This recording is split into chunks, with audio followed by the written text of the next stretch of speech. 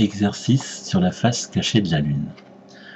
Cet exercice va nous permettre de s'entraîner à établir l'expression de la période grand T d'un système en orbite circulaire dans un champ de gravitation newtonien par application de la deuxième loi de Newton.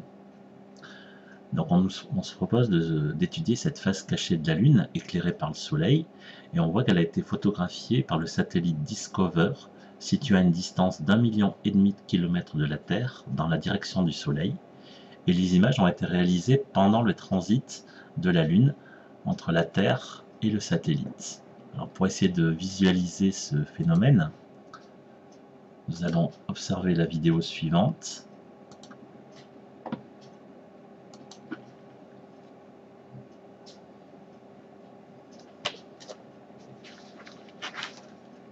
Donc on voit que la Lune tourne autour de la Terre de manière synchrone.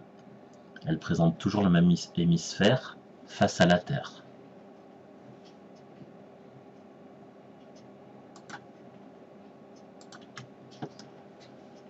Ok. Donc, première question, on nous demande de montrer que dans le cadre de l'approximation d'une orbite circulaire, la valeur V de la vitesse de la Lune sur son orbite autour de la Terre s'écrit sous cette forme-là. Donc en fait, dans cette question, on a donc plusieurs étapes à élaborer. Alors tout d'abord, définir le système. Donc tout d'abord notre système. Alors le système étudié.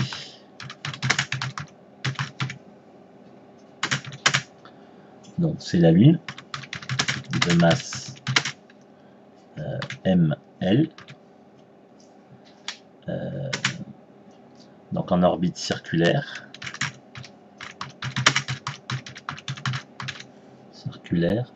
Donc de rayon D Terre-Lune, voilà, autour de la Terre, qui elle aura une masse mt. Donc ça c'est la première chose, donc voilà le système étudié. Deuxième étape, on doit définir dans un deuxième temps le référentiel. Donc celui que l'on va choisir, ce sera donc le référentiel géocentrique, supposé galiléen, puisque la Lune tourne autour du centre de la Terre. Donc ça c'est notre deuxième point. Troisième point, il va falloir définir cette fois-ci un repère. Donc le repère que l'on va choisir, ce sera donc le repère de Fresnel, associé à tout instant au centre de masse m de la Lune. Ok. Donc je précise que à partir de là, on peut faire le bilan des forces appliquées à notre système. Donc si on fait le bilan des forces appliquées à notre système, on s'aperçoit donc que la seule force qui agit, c'est donc la force exercée par la Terre sur la Lune. Et on sait que cette force est égale à, vectoriellement, à la constante de gravitation G multipliée par la masse de la Terre multipliée par la masse de la Lune divisé par la distance Terre-Lune au carré. Et tout ça multiplié par le vecteur unitaire UN.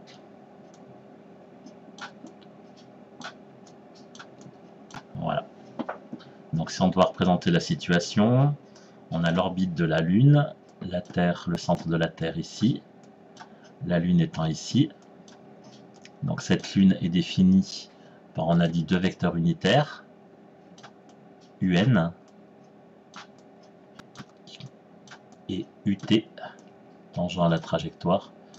Ces deux vecteurs constituent la base de freinée. Et on s'aperçoit que la force exercée par la Lune sur la Terre est dans le même sens et donc collinéaire au vecteur UN. Donc c'est positif. Ensuite, en appliquant la deuxième loi de Newton, donc par application de la deuxième loi de Newton,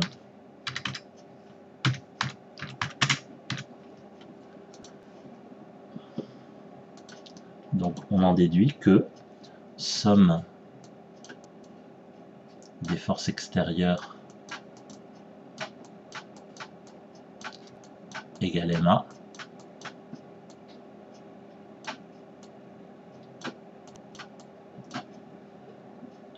comme la somme des forces extérieures est égale à finalement la force de la Terre sur la Lune, c'est donc aussi égal à G fois MT fois ML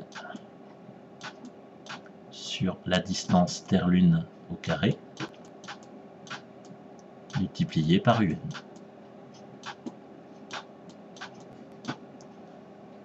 Donc on voit bien que l'accélération, alors la masse, j'ai oublié de préciser que c'est la masse de la Lune, puisque c'est notre système, c'est la Lune.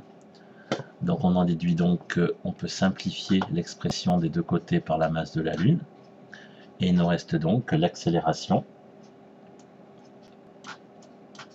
est finalement égale à G fois la masse de l'astro-attracteur, qui est donc la Terre, divisé par la distance Terre-Lune au carré, multiplié par UN. Donc on voit bien ici que le vecteur accélération est collinaire au vecteur UN. Donc il est radial, centripète, puisqu'il est dirigé vers l'intérieur de la trajectoire. Comme le mouvement, on nous dit, est circulaire, donc on en déduit aussi une autre formule de l'accélération dans le repère de freinée qui nous dit que l'accélération est égale à la composante tangentielle qui s'écrit dv sur dt fois u de t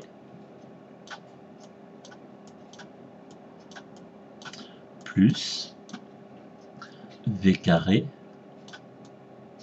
divisé par le rayon, mais le rayon c'est la distance Terre-Lune, donc distance Terre-Lune multiplié par UN.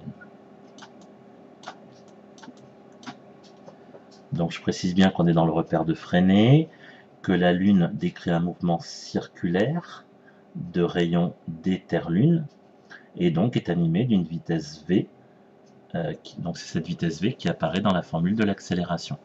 Donc on a bien les deux composantes de l'accélération, la composante tangentielle, dv sur dt, et la composante normale, v2, v au carré sur dtl.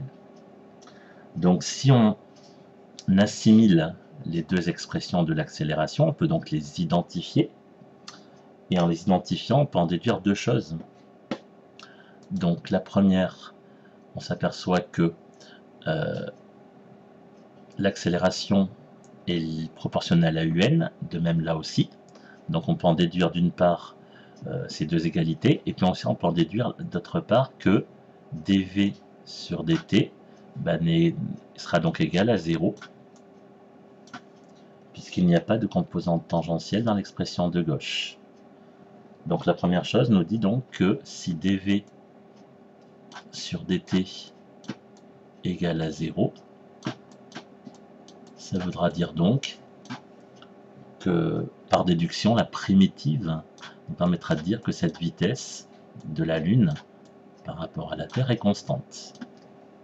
Donc on a bien un mouvement pour l'instant circulaire uniforme.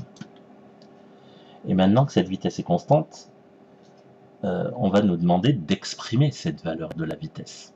Alors comment déterminer la valeur de la vitesse? Il suffit d'identifier les deux composantes selon UN. Donc d'un côté on a g fois mt sur distance Terre-Lune au carré,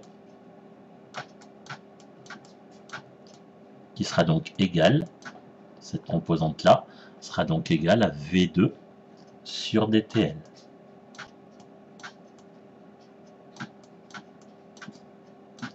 Ce qui va donc donner, si on isole la vitesse au carré, le dTL donc passe en haut à gauche et va se simplifier avec le dTL au carré.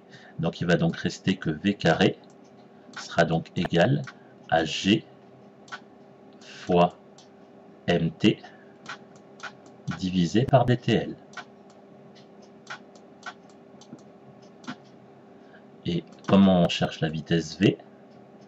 On enlève le V carré et on remplace le V, on passe du V carré au V en rajoutant la racine carrée de l'expression, ce qui nous donne l'expression de la vitesse de la Lune dans le mouvement circulaire uniforme. Voilà pour cette première question. On trouve bien l'expression qui nous est demandée.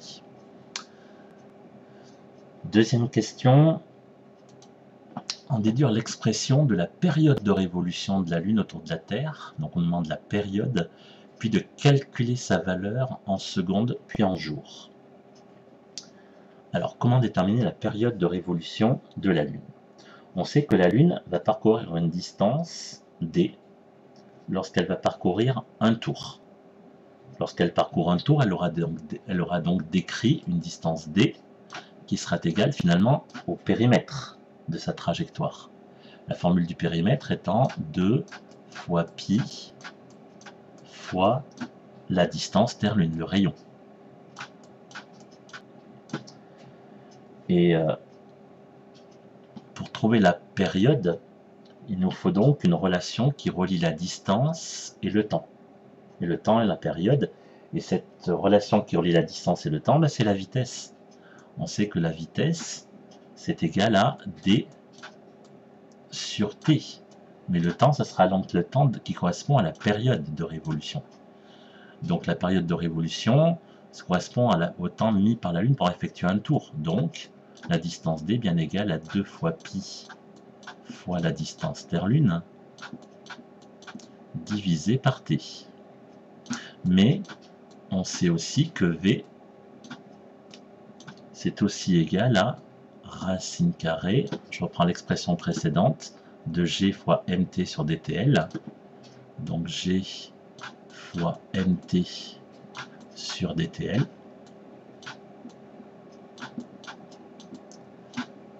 Voilà. Donc, on en déduit la période. Donc, pour en déduire la période, il faut isoler t. Ce qui va donc nous donner que t égale. Donc, ce qui va donc nous donner t égale, le t passe en haut. Donc ça reste ici. 2 fois pi fois dtl. Divisé finalement par la vitesse. Donc divisé par la racine carrée de g fois mt sur dtl.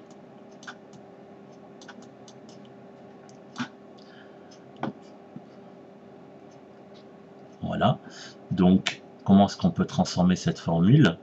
On peut encore écrire que c'est aussi égal à dtl au carré, c'est aussi la racine carrée de dtl au carré, ce qui va donc donner t égale 2pi multiplié par la racine carrée de dtl du coup au cube divisé par gmt. Parce que quand on divise par c sur d, ça revient à multiplier par d sur c. Donc le dtl passe au numérateur, et avec le dtl qui correspond à racine carrée au carré de dtl, ça nous fait bien du dtl au cube. Et là, il ne reste plus qu'à faire l'application numérique. Donc lorsqu'on fait l'application numérique, on en déduit donc que t égale 2 fois pi multiplié par la racine carrée donc de a au cube. Donc a étant, enfin la distance Terre-Lune, c'est 3,84 Elle est donnée dans l'énoncé. Donc fois 10 puissance 8. Tout ça au cube. Donc la distance est donnée ici, donc elle est en kilomètres. Si on la met en mètres, donc on passe de 10 puissance 5 à 10 puissance 8. Voilà, divisé par G fois mt. Donc G c'est 6,67, la constante de gravitation. 10,67, 10 puissance moins 11. Multiplié par la masse de la Terre, qui vaut donc 5,97 10 puissance 24 kg.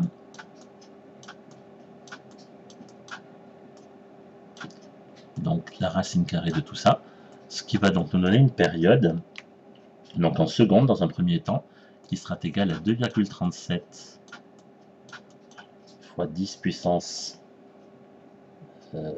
6 secondes.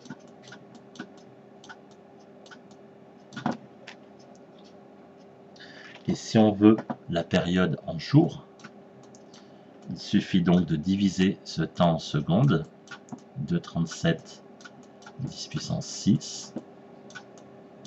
Donc si on le souhaite en jours, il faudra donc diviser par, dans un jour on sait qu'il y a 24 heures, et dans une heure il y a 3600 secondes. Donc il suffit de diviser par 24 fois 3600, ce qui nous donnera 27,4 jours. Ça veut donc dire que la Lune effectue un tour de la Terre en 27,4 jours. Et enfin, dernière question, la période de rotation de la Lune sur elle-même est égale à 27,3 jours. Comparez cette valeur à TL, comme nous venons de calculer, et expliquez l'expression la face cachée de la Lune. Donc on s'aperçoit finalement que la période TL est aux environs de 27 jours, comme la période de rotation de la Lune sur elle-même. On a à peu près les mêmes valeurs. On parle donc de, à ce moment-là, on appelle ça une rotation synchrone. Ainsi, l'hémisphère de la Lune, visible depuis la Terre, est toujours le même.